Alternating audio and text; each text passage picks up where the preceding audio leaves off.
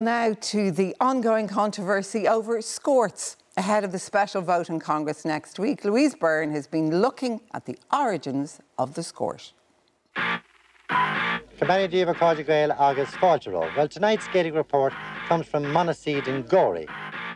For more than a century, camogie has been a symbol of female empowerment and cultural pride. The GAA wouldn't let them play, so they set up their own association. This week, defiance of a different kind from the newest generation.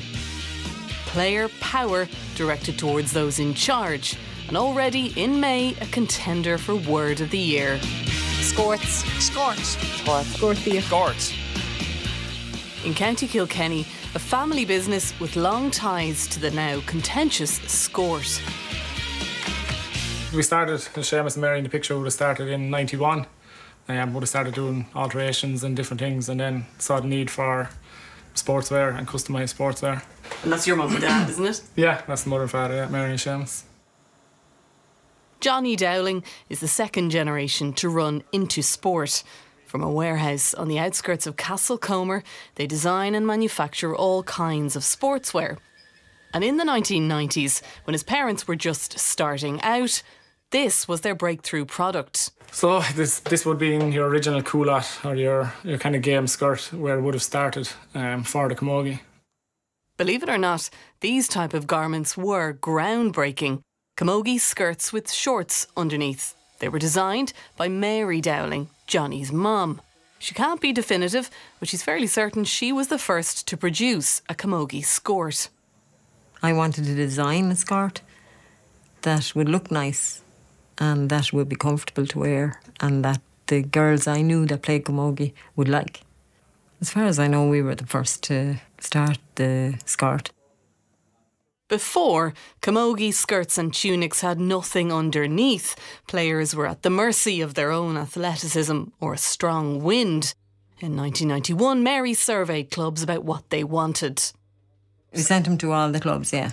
And like the questions we asked were, would you prefer your skirt culotte, knee length above the knee, or other, please specify if you like other lengths. Even back then, there wasn't consensus. So we did samples and a lot of the clubs liked it, but there was some that said no, they wouldn't wear it. But I think we've sold thousands and thousands of skirts in the last 30 years. It's a long way from the very early days of camogie attire.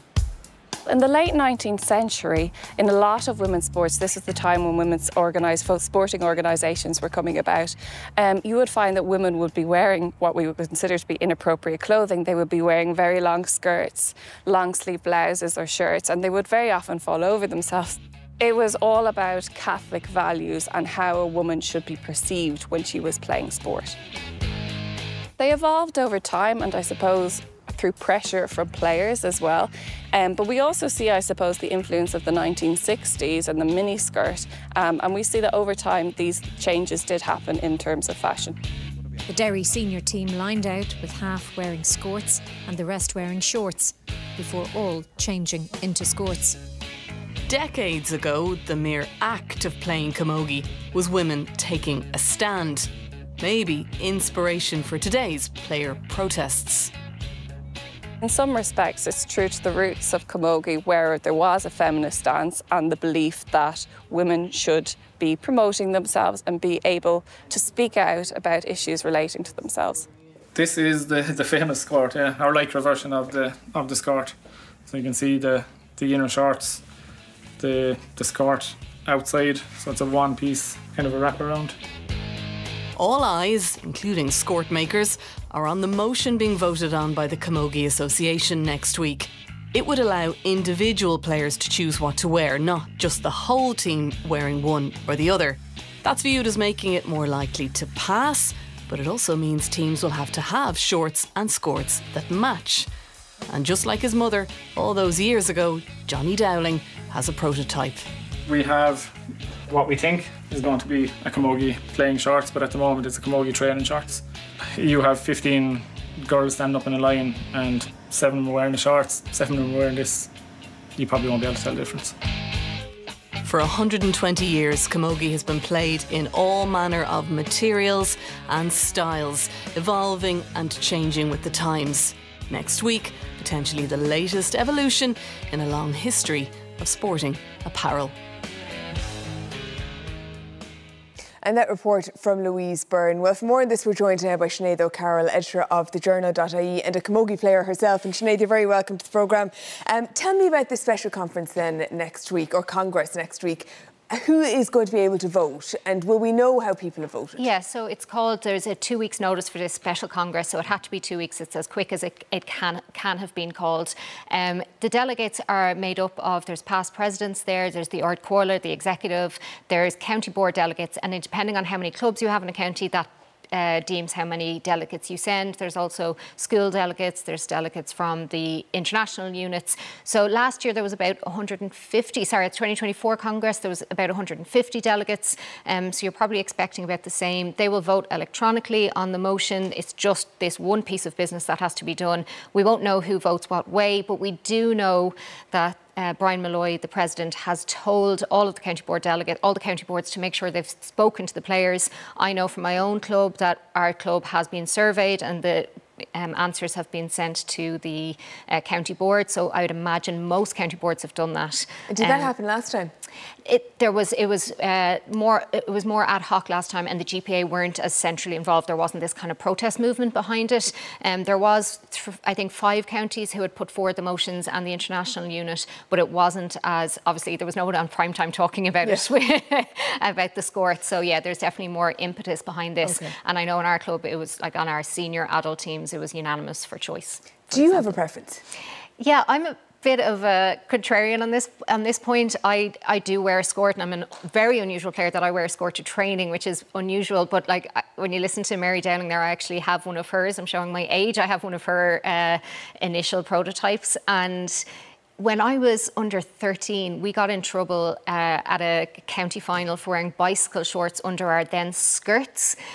So this has been ongoing. Like, there's been fights since like the 50s about what type of attire camogie players should wear. Will it be harder, do you think, now for girls or women like yourself who want to wear skirts if the rule does get changed? I don't think so. I think everybody has been fully behind the idea of choice in this, and we do have precedent from other sports. Field hockey went through this a few years ago, and Tess Howard from the English hockey team really put a lot of work behind this. She did research, she made prototypes, and if you look at the English hockey team now, they are basically split 50-50. The last time they lined out, 8 of them lined out in skirts, 8 of them lined out in skorts, and like the Dowling said there, it was actually very hard to tell the difference. So we are going to... It can be done. It can be done, as long as they're comfortable, that's the point. Tell me finally then, what does all this mean, given the big kerfuffle around skorts? What does it mean about the plans for integration, do you think?